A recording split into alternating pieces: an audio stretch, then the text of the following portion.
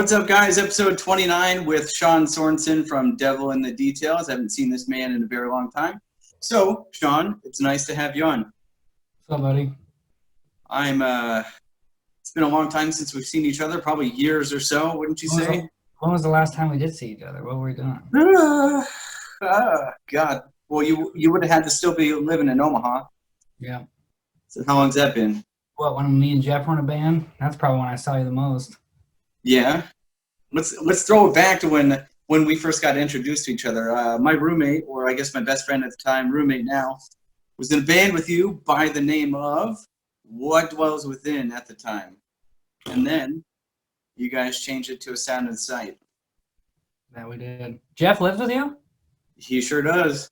Where's he at? He's actually at work right now. Cool. All right. Oh, okay, cool. Tell him hi for me. Miss that dude.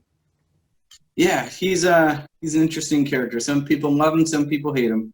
I love him. I thought he was funny as shit. I swear to God, he made me laugh so hard, man.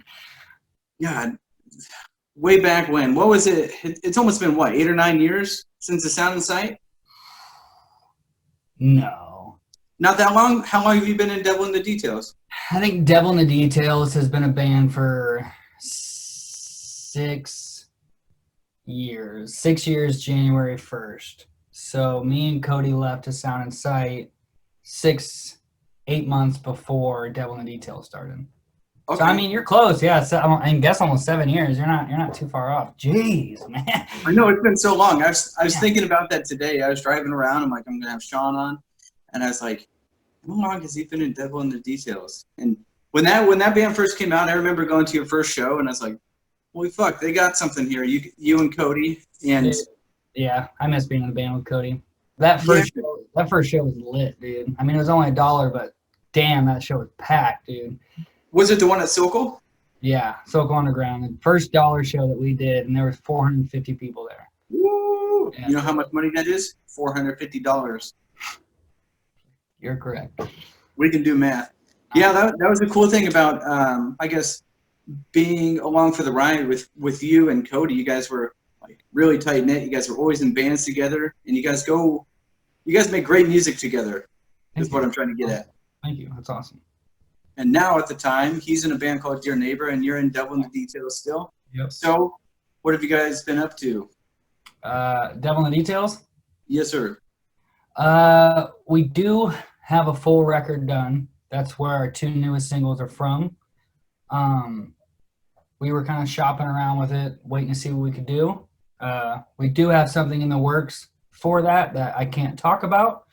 We don't have a release date for that album yet, but look for it hopefully sometime this year, if not early next year. Is the quarantine and this whole pandemic affecting the release date? Yeah, I would say. I was supposed to come back to film, so we're going to do like 4 music videos for the rest of the album. And I was going to come back and film them starting in April, but we've had to push that back due to that. And then our team also is kind of on pause with the whole pandemic going on. So we just have to kind of wait for that to restart, but it's okay. It's not a big deal. You're talking coming back to Omaha for the videos? Yep. It's just easier that way. Yeah, I don't know if everybody knows, but you live in Nashville now. So what made you move down there? Nothing against Omaha. I was just ready for a new opportunity. I just felt like the film and music industry was expanding at a lot fast. Let me rephrase that. It was expanding at a better rate than what it was in Omaha. So I just felt like there was more opportunity here for me than there was in Omaha. Gotcha. And you've been down there times before, or how'd you get Nashville as a final destination?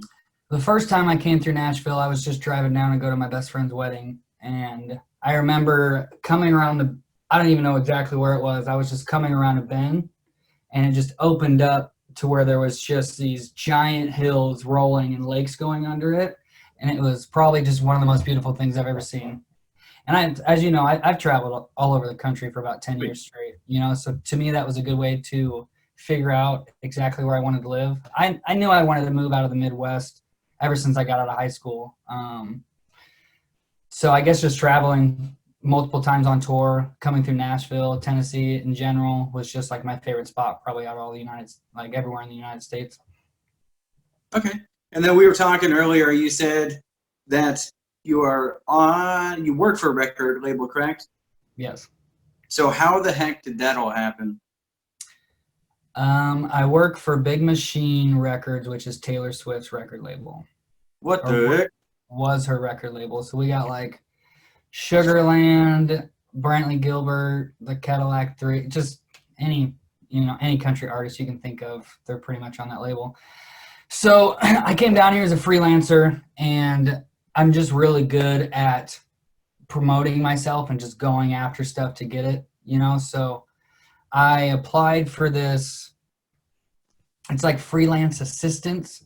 It was called what was it called? I don't know, not important. Some company that they send your like website and your work to people that are looking for those things. You know what I mean? Okay.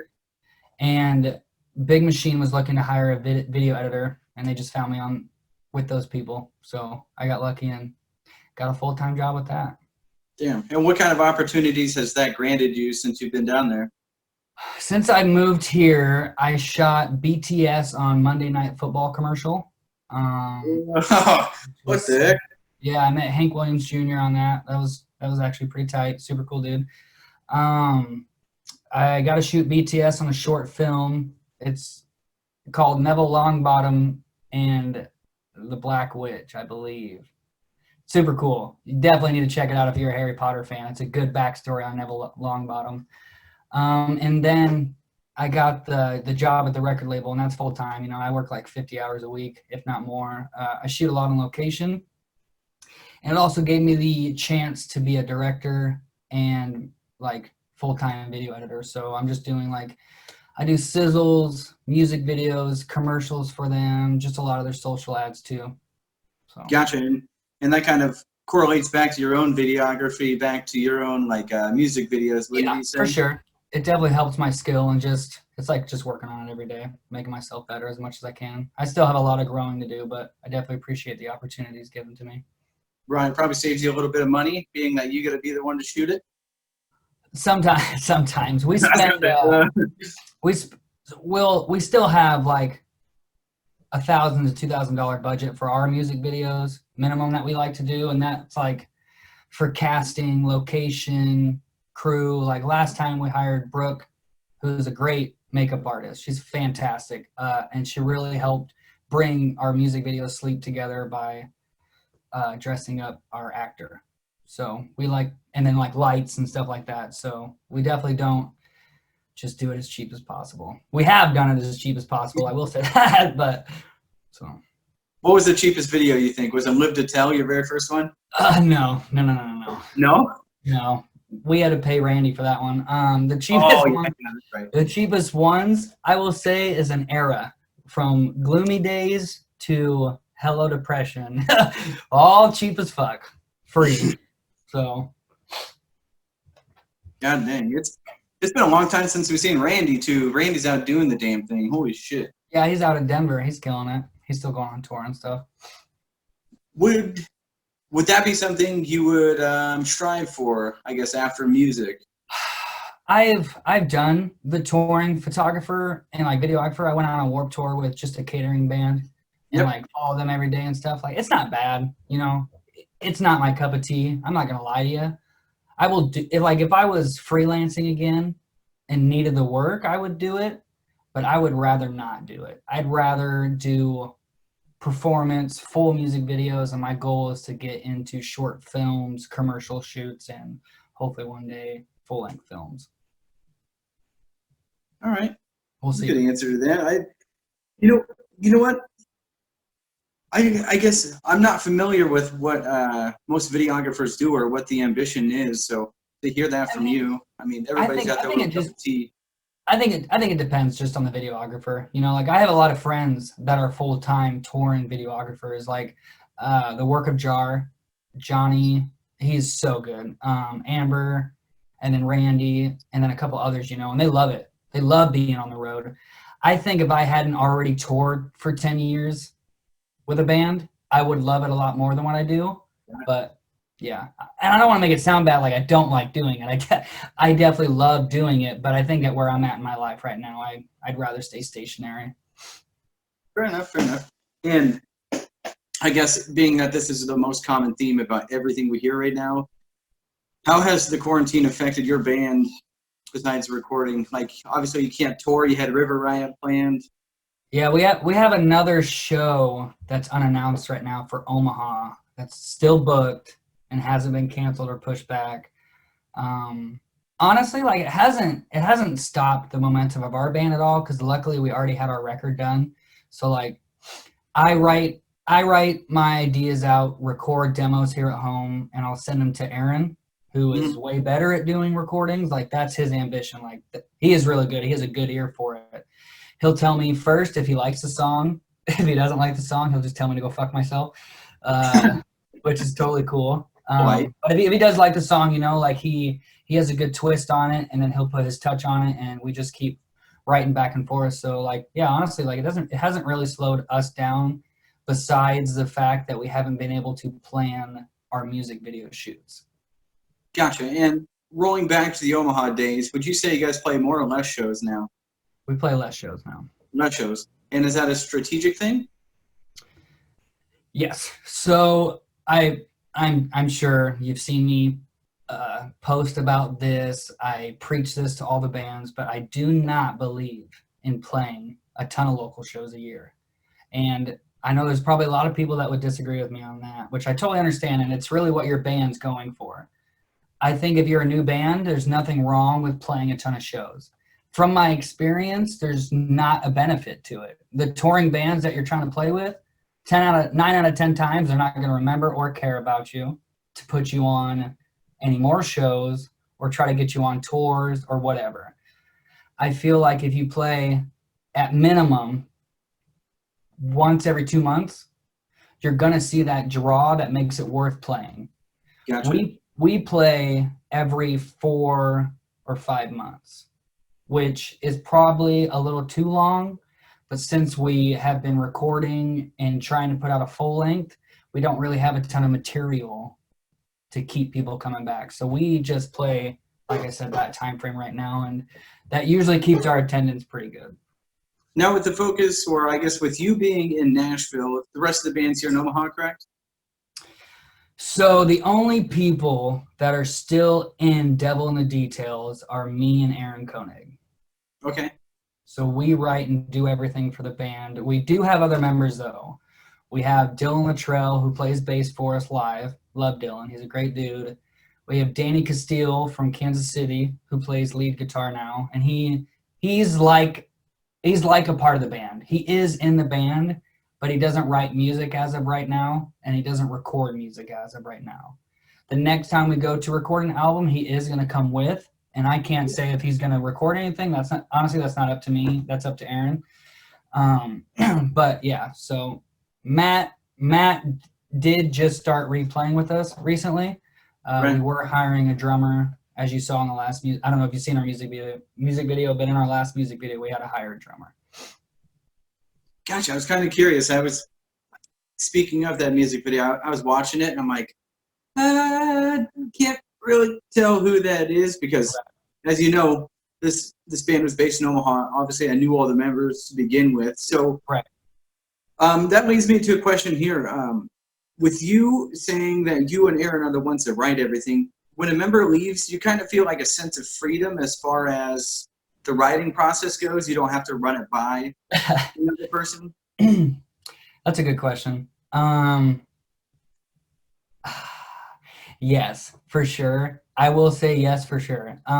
Like when Cody Cass left, they were very opinionated, which is good. You should be opinionated when it comes to writing music, you know, like and especially if you're paying for it, you know, you want your ideas out there. The 4 of us were all so stubborn and wanted our inputs in there, you know, we wanted our ideas. So that definitely made things tough. But we, as the 5 of us, when we wrote music together, like when Devil in the Details started in our first 2 or 3 years, the music we wrote together was very good. I loved what we did. It was tough. It was very tough, but it was good. But yeah, since everybody's left, it has made it easier, but in the same sense that put more pressure on me and Aaron to write more. Right. When we first started, all I did for Devil in the Details was really write lyrics and like vocal rhythms and harmonies and stuff like that. And I can't play guitar that well and stuff like that, so I just like throw out ideas. But since they quit, I have tried to push myself to learn more about, like, I can play the drums, so I can make a beat. Right. I can play guitar, just like chords, but I can't get all wild like Aaron can. But I do love playing piano.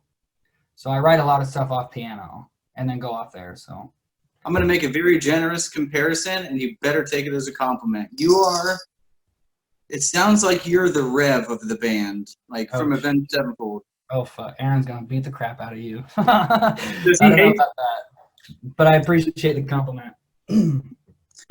Like I said, you better take that as a compliment because Aaron, I'm lucky enough that Aaron is also the same way. He's okay. He's better at programming drums, and he is a wicked guitar player.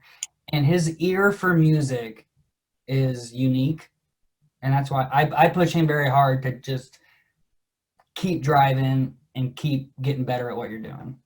And the reason I draw that comparison is because when I was growing up, I used to watch these like studio updates with Avenged Sevenfold, being that that was my favorite band, right? And the Rev was actually the one who wrote the guitar to Almost Easy, which was one of the biggest hits.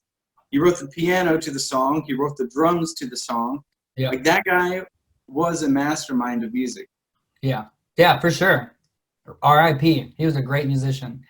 The two songs that we have put out, Aaron wrote all the instruments for. Damn. Yeah, he's very talented. There is a new song on the album that's all acoustic that I wrote on guitar and stuff, and then Aaron kind of enhanced, but mainly it's what I first played. And then we have another slower type song on our upcoming album that like me and Aaron wrote together, but for the gist of it, he has done most of it. Now, is there any no-nos for a vocalist to give input on? So, for example, as a vocalist, let's say you still had your full band, would you ever say to your drummer, hey, yeah, play some blast beats over the top of that? Or would they just be like, shut up, Sean? I mean, in our band, Matt loves playing blast beats. Him and Aaron, their favorite band is Slipknot. So, like, they're all about blast beats. We necessarily haven't had a good spot to put a blast beat, but yeah. You gotta put a blast beat in your slowest song, kind of like what Periphery did. They put a blast beat in the chorus. I mean, it could work. You never know. We'll have to try it. I'll mention that to Aaron. It did work. I'm trying to think what song it is. It did work. God damn it, that's gonna kill me not knowing the name of the song. Shit, I'll remember it. No worries. Anyhow, something you guys or your band specifically has been very good at over the years is marketing yourself very well. So, like I said, I've known of you guys for the 6 years or 7 years that you guys have been going, and you guys have always, everybody knows who you are. How does one get like good at marketing, or how do you market yourself properly? That's tough. That's a very tough question. I feel like when we came out as a band, it's when Facebook wasn't monetized so much by ads, so it was more organic. So like when we first announced our band, we put a lot of hype around it, and we did like that 7-day build up before the music video. So like people knew of us in the scene, so that helped. You know, like we were in What Dwells Within for years, and then a Sound in Sight. So we already, like me and Cody already had that following. And then Aaron had his own little following. So then when we combined, it kind of just happened. And then it was my idea to do the 7-day like countdown thing so that people would like our page until that release date. So like in the first like 24 hours, we had over 1,000 likes on our page. You can't do that on Facebook now without paying for it. So that's a very tough position for a lot of bands, and that's what sucks. I tell bands to pay attention to your Twitters and Instagrams, because that's where you're going to get the most organic following for people that are actually going to check out your music. I would say like that's where we get the most organic comments and stuff is on Instagram and Twitter. It's so tough to figure out the best marketing strategy. I learned a lot of failures from A Sound in Sight and What Dwells Within. So I got to see what didn't work and what did work. And I just kind of applied what worked. And it worked out, you know, for the most part. We still definitely don't have the greatest marketing strategy. And I wish we were better. But on our last album, we hired a marketing team. Or our last single, we hired a marketing team to do it. And have you seen better success going that route than doing it yourself? Yeah, I'd say so. You know, like they know where to push it a lot better, and they just know like the algorithms better than I do. I don't like paying attention to that stuff. I'm not that type of guy. I just did it for years because I was the only one in the band that like took it upon myself to do it. If nobody else is going to do it, so I knew I had to do it. You know, that's just always been my personality. Yeah. So what I would tell people in bands, the best promotion that you can do is to individually message people and tell them about your band. Okay. I still do that today. How do you come across not being a nuisance, though? I think that's what most people are going to be afraid of. I understand, like, yeah, you've got to have confidence in your band, and you've got to be supportive of your own projects, but at the same time, I think people nowadays are afraid of being a nuisance. Does that make sense? So, for sure, 100%. I have a lot of experience in retail, obviously. As you know, like I worked at Hot Topic, Tilly's, all that shit. I know how to talk to people, I feel like. I've learned what doesn't work. So when me and Cody did Warped Tour that summer, we sold a total of 1,700 albums. And we learned a lot of what didn't work. And what I learned was to assess somebody before you go up to them. So I'll use you as an example right now. If I saw you at Warped Tour and I'd walk up to you and be like, dude, Wither Decay is a sick band. And I've already made that connection with you because I'm talking about something you know about. Right. Be like, oh, you know Wither Decay and blah, blah, blah, blah, blah. We'll talk for a little bit, and then I'll be like, if you like that band, I really think that you would be into my band. Check it out. And I have headphones on me. Put it on their ears. That's all it takes. If you start genuine, people are going to be more prone to hear you. But if you start as a used car dealer, you can tell clearly that you're wanting to sell your product and not talk to somebody, then you become a nuisance and nobody's going to want to talk to you. So Gotcha. just be as genuine as possible, I feel like. Somebody's got to save this little tidbit. For all these up-and-coming bands or bands that are struggling right now, we need to take this little clip and share it on Facebook so that way people can hear it from somebody who's done it multiple times. And like you said, I remember when you guys were down at Warped Tour and you guys were selling your CDs, and we can actually speak about Warped Tour. How about this? Tell us how you guys were kind of like, how do you explain it? You guys were helping with all the food and everything, and then you got we were a catering band, so okay. we bought. This is kind of tough. Me and Cody and Matt Lund, we all three went on Warped Tour. Matt went home early due to personal issues, so me and Cody finished it. But we bought 1,700 albums from Devil in the Details. So right away, it looked like Devil in the Details sold 1,700 copies of that. And then we kept the money that we made off of it to pay our bills. And how we got into it is our booking agent at the time knew Warped Tour's catering crew. Got us on a call with them, and they had one slot left for one more band that would do catering shifts. So we would follow Warped Tour, and we got passes in every day. Like we got a wristband, and then we got the I don't have my laminate out. Hold on. Yeah, I don't have it out. Then we got the laminate, whatever. I would work, so then they make you work different shifts. So I would work from 6 a.m. in the morning to 2 p.m. in the afternoon, and then go sell my CDs till Warped Tour was over like 8, 9 o'clock at night. Every single day. Cody would do the closing shift. He got lucky. That motherfucker had to work 2 hours, and that was it. But I have catering experience because I worked at Hy-Vee for 10 years. So they were like, we're going to use the crap out of you. So, yeah, we got in with that, and that allowed us to get in on every date. We got food, but we didn't get paid from catering, if that makes sense. So that's why we made money off our CDs. And then our selling strategy changed literally within a week of being a Warped Tour. We were like, at minimum, we're going to sell our CDs for $5 so that we don't go broke. And requesting $5 from everybody actually made it worse, and we were selling nothing. Like, I wasn't going to make it if we kept doing that. So I had to reassess, and I just said, fuck it.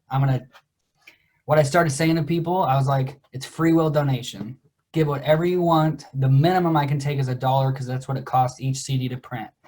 And just saying it that way made us way more money. People started giving us 20s left and right. They're like, oh, yeah, here you go. So I was like, okay, sweet. So, yeah, Damn, that's kind of the Warped Tour story.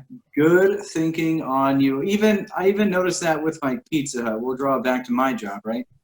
So rather than having somebody, like, if they pay with a credit card, rather than asking them to sign it, I'll say, hey, can you fill it out? It's kind of like the same strategy. Rather than just be like, sign it, they think it's just a signature. Yep. But if they fill it out, they're going to look at the tip line. Dude, I fucking hate it when people didn't fill out the tip line. Or if they just put a line through it right in front of you and you're like, oh, okay, sweet. I had somebody give me 000 today. Dude, it's even worse when someone writes 0 in or they put 2 cents in it. I'm like, you fucking piece of shit. I had a lady do this yesterday. A lady, I go up, her order's like $16. She takes a credit card receipt, she signs it, and then says, sorry, I don't have money for a tip right now. Yeah, I hate that excuse. I hate That's that excuse. even worse. Just write 0. I'd rather hear the 0 than just don't even tell me. Yeah. Like, why are you? Yeah, I could go on for days, dude. Oh, same. Anyhow, let's get back to Warped Tour. Being that you were on, how long were you doing catering for Warped Tour? Me and Cody did it for a total of like 3.5. Ooh. No. I think like 4.5 weeks. We didn't do the whole Warped Tour that year. And you got to see quite a few bands, I take it? We did. We got to hang out with a lot of bands because every night they have, what's cool about Warped Tour, it's like a giant camp for adults. You know what I mean? Like, well, metal kids, I should say. It's like a giant camp for metal kids. So each night they have, mostly every night they have the barbecue afterwards where every single band on the tour, if they want to, will just go hang out, and there'll be the catering, one of the main catering bands, they'll be on the Full Sail stage. Mm-hmm. And every day they get to be on the Full Sail stage, but they have to drive Kevin Lineman's grill with them. And then they grill at any instant. Kevin Lineman tells them that they have to do it. Sorry, got an email. So that was a good way that we got to meet a lot of bands. So we got to meet like Under Oath, Silverstein, Beartooth, Aston Alexandria. I mean, you name it, you know, like every band that was on Warped Tour that year. You got to meet the who's who of the scene. Yeah. Now, one thing I really want to ask you, and maybe you took away a lot of things from this Warped Tour. What are some things you learned from some of those other bands that you may have spoken to while you were there? That no matter the level you're on, everybody's struggling with their own problems. That's probably like the main thing I learned. And then that a lot of bands are still similar too, I guess.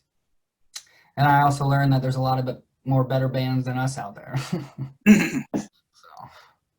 I think you've almost got to live that way. Like there's a band better than you, so that way you almost have a chip on your shoulder. So that way you play with something to prove.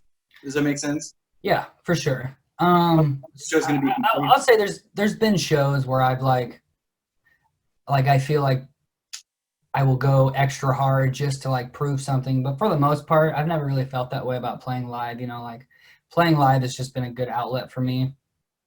It's just like I become a different person live, I feel like, and it's just like the stress reliever or whatever. So I just do it for the love of it. Gotcha. There's an old Audio Tree session that I remember listening to with Mike from the Devil Wears Prada, and he even talks about, he's like, it seems shitty, but you don't have to go 100% live to sound good live, and it kind of spares you for the rest of the tour. Yes, 100%, And I think definitely. that's just experience. That is just experience for sure. I've done that. I've gone too hard and killed myself for the rest of the tour for sure. Like when Devil was touring at its max, man, I've had a lot of bad shows. But Other than Nashville, what are some of your favorite places to go? my other favorite place. So I've only been in the United States besides Right. Mexico and Canada. My other favorite spot in the United States is Santa Cruz, California. You go to the boardwalk and you can walk out on. So have you ever seen the movie Lost Boys? Mm-hmm. Okay. Anytime I ask somebody, they never see that movie. So on the beach, when they're in the cave with the fire, that's in Santa Cruz. And you can walk above it, and it walks out above the ocean, and it's all you can hear. Like, you can't hear the city, you can't hear people, all you hear is the waves crashing. So I love to just go out there and sit and think when we're on tour. And you chose Nashville. No, I'm just kidding. Santa Cruz is expensive. I can afford Nashville. Yeah. I think everything in California is expensive. How people, like, living in the major cities like California, New York, how do people manage to pay $3,000 for a one-bedroom apartment? I don't get it. They work a lot of jobs, like for real. That's where Uber started in like California and stuff, So like people do stuff like that hard. Like the housing market. So in Texas, you can buy a $3 million home and it's going to look like a $3 million home. In California, if you buy a $3 million home, it's like an apartment. Right. I couldn't do that. There ain't no way I'm going to spend that much money on an apartment. But people are living the dream out there, Yeah. It is the mecca right now still for like music and film and stuff. So I get it. It's a land of opportunity, but that land is slowly dwindling down and dispersing throughout the rest of the country, which a big spot is Nashville. Tons of companies, production companies, engineers, and studios are either moving or extending a branch into Nashville. And that's the biggest reason I moved down here, was to get ahead of the curve before it got more expensive. Like I'm trying to buy a house next year. Yeah, it sounds like you've been ahead of the curve on a couple of things, as far as, like you said, your marketing and now moving to Nashville. Wise moves, obviously. So when I was talking with Jeremy from Earthgroans, I thought who is it that lives down there now? From Earthgroans? Yeah, Zach and Caden. Yeah, but I obviously know the news. Yeah, they quit. Do you think that was a strategic matter? What do you mean? As far as having 3 different places to stay on tour? Oh, Earthgroans? Yeah. Nah. I know that Zach moved down here for pretty much the same reasons. I think he moved before I did. But yeah, for the same reasons. And they're no longer in the band, I think. I think they quit. Yeah. Right? Yeah. That's so sad. Yeah, it sucks for Jeremy, but that happens, man. Like a lot of people in bands are in bands because they love it, but it's all they have. And eventually you find other things out there that make you just as happy, that are more stable, I feel like. When you're in a band, you're broke. You're broke all the time. You saw me, right. Dude. I was never living well. That's why I always had so many people living with me. It's because it just made it easier, Like that's the only. When I went to Hot Topic, I made $250 a week. Or not a week. I made $300 every 2 weeks. Damn. 40 hours a week. So I was broke, but still touring all the time. And when I was in what was then at that time with like Jeff and stuff, I was the only one paying for anything, including my house. I've definitely been, like the first time I ever moved out, I was making $7.50 and I was working part-time. Like, yeah. And I can remember eating like chicken out of a can, tuna out of a can, eggs, bread, like basic stuff just to survive. Dude, you want to hear yeah, let's hear the funny thing. No, keep going. I cut you off. Oh, I was just saying, like, I moved out at the age of 18 just to say, like, fuck it, I could do it. Yeah. It's nice having your own place, at the end of the day. It's hard living with parents. I could never live with my parents again. I moved out. I moved out right away. Right after I graduated, the next day I moved out. I've had the opportunity to live with my mom again, and I refuse. I can't do it. It's just like, I don't know. It's just like, there's nothing wrong with it. There is absolutely nothing wrong with living with your parents. And I tell people to live with their parents as long as they can to save money and figure out what you want to do. I just have a different background. My family's always had a rough background, and it was better for me to get out than stay there. Funny story though, the first tour that I ever did was in What Dwells Within, and it was just a 4-day run with Victor Draws the Sun. I don't know if you remember that band at all. They were a good band back in the day. But I was broke once again because all I did was work at Hy-Vee and I had rent to pay for. So we went on this tour and I had no money. But the week before, I had bought 100-pack of Butterfingers because Hy-Vee had them on sale for 10 cents a bar. You could get the whole box for $10. Please tell me you didn't. Dude, that's all I did on tour. That's all I had. My all God. 4 days. Dude, we rolled into the last venue, and I couldn't even stay awake if I tried. It was nuts. They had to – finally, everybody bought me food because I couldn't stay awake. It was nuts. You're like, I think I'm going into a fucking coma. I've only had Butterfingers for 3 Literally. Nathan Schwery was like, dude, I'm going to get you a freaking burger from Arby's real quick because this shit's insane. God, I couldn't imagine. Like, there's some things that I can eat for 3 days in a row. Butterfingers not being one of them. Yeah, dude, I was an idiot. I don't know what the fuck I was thinking. I could have spent that $10 on bread and jelly. But I was a kid. But I got Butterfingers. I don't know why. I thought I was going to have money for the tour, and then by the time the tour got here, I was like, well, I'm broke as shit. This sucks. Oh, I've had that happen, like, right before major vacations. I've been out to, like, nationals for bowling, and then I forgot you're a crazy-ass bowler. Yeah, so I'd have, like, hundreds, like, thousands saved up, maybe. And then, of course, something fucking comes out all the time, like, right before I go out there. And I'm like, okay, well, now I have $400, and I got to pay for a hotel room, and I got to pay for food for 4 days. I'm like, okay. Oh, yeah, that's, like, near impossible almost. Jeez. Yeah, okay, I guess we're going to be minimalistic here, and we're going to buy appetizers rather than a full meal, and we're going to eat our appetizers for breakfast the next day. Like, this is random, Tyler, but how's Sebastian doing? I actually seen him. I seen him, what was it, Saturday. I haven't talked to him in forever, man. He's doing good. I mean, he's working as, like, a mechanic at a trailer shop. He has a kid, right? Mm-hmm.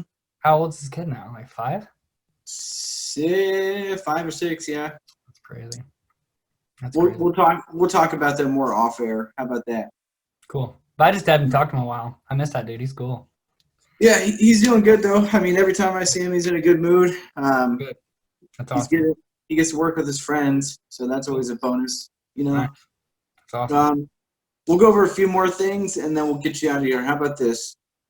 We'll give you some this or that. Ready? Cool.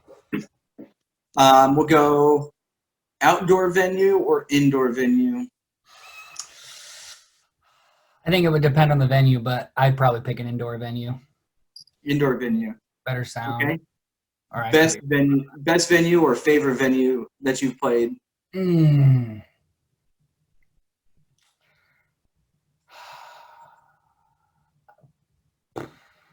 There's 2. That's a toss-up. Okay. Sorry, Omaha. You have my heart, but San Diego, California, Soma, legendary venue. We played there on our first tour with Artery with Seconds Ago, and there was like 250 kids there. That was so sick. And then the Hawthorne Theater in Portland, Oregon. Ooh, Oregon. Yep, super sick. We were on the Gloomy Days tour, and we had a string of shows that were just like terrible. They were just like 10 to 20 people showed up, so it was just like not worth it. We get to Portland, and it's raining like it's Portland, you know. We had an RV at the time, and not because we're a successful band. We had this really crappy RV because it's all we could afford. It was like a couple $100. Somebody rented it to us. And there was a leak in the front of it, like right where the bed was at. So it's like slamming down rain, and it's just raining in. So we're like, this show is going to suck. this day sucks. But we go to hop on stage, and the venue is packed. I'm talking 300 kids, front and back. Yeah, it was nuts. That was such a good show. All right, let's hear a funny tour experience besides that one. That started out pretty good. Let's hear like the funniest tour experience you've had. Fuck. Man, there's so many of them. Aaron's going to hate me for telling this one, but it's my favorite every time. So this wasn't even on tour. We were just going to, I think, a one-off date to Kansas City. And we were just driving, and Cody was driving. Aaron was in the passenger seat, and Aaron was like, I got to go take a shit. You need to stop off at the next exit. And Cody's like, all right, for sure. And then they're just in like not in a heated conversation, but they're just in the middle of like a good conversation where they're just going back and forth, just like talking a lot. So Cody's not paying attention and passes the first exit. And Aaron's like, dude, you just missed the exit. I really got to go to the bathroom. He's like, oh, my bad, dude. I'll definitely hit the next one. Get to the next one. He forgets again. At this point, Aaron's sitting like this, trying to not shit his pants, right? So he makes Cody just get off on some random gravel road, which we almost get stuck on. And we pull off on this road so Aaron can go take a shit down in the bushes. And he's so mad at Cody that he takes one of his shirts that's in the van, rips it up for toilet paper, and takes it with him.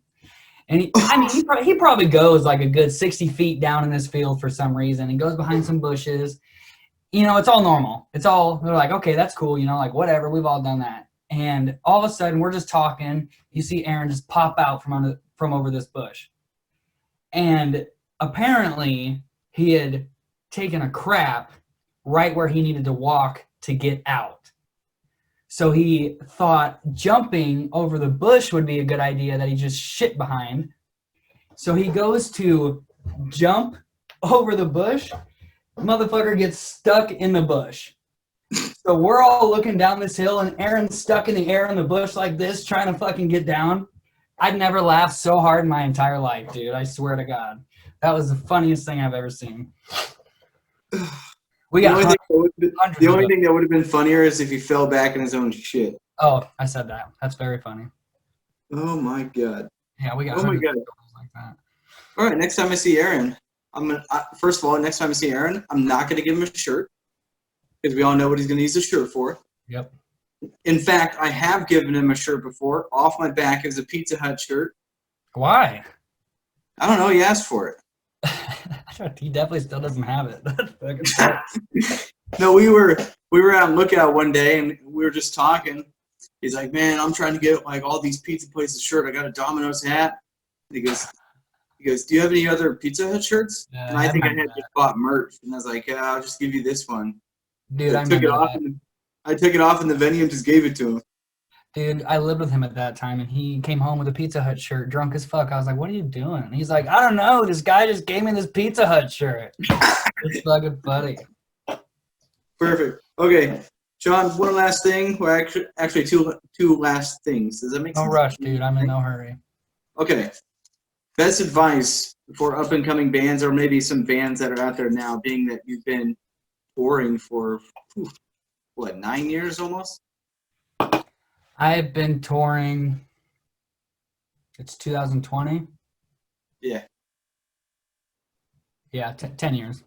Okay. Best advice for any bands starting up or bands that are going right now. Go. You don't need to tour to make a name for yourself now. Maybe back in the day you did, but it's not a necessity now. Grow your online presence, your online fan base, and your local fan base before you go anywhere. You better make sure that you're drawing at least 200 to 400 people at your local shows before you hit the road. And that's a mistake that I have definitely made that I wish we would have concentrated on more, like What Dwells Within and stuff, before we started touring. You need to if you are going to put money into a music video, you better not think that that's the end of the money you need to spend. If you're going to put, let's say, even $500 into a music video, you better double that budget for advertising. Otherwise, you're shooting yourself in the foot and it's not worth it. And then I think the last thing I would say is make sure you know exactly what genre you want to do and stick with that genre. Stick with your plan, stick with your look, and be consistent, but also be real so that you can connect with people.